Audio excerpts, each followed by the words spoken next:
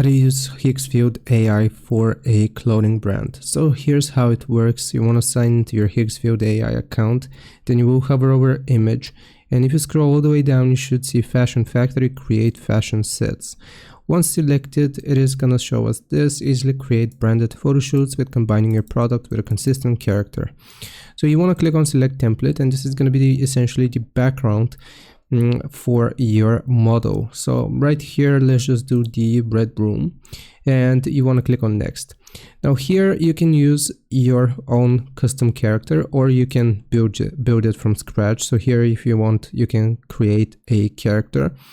And basically how this is going to work, once we go back, then you will choose the character itself or himself, and you want to click on generate. So what this is going to do is generate images of that specific character. So I'm going to show you what it looks like. So it looks like this currently.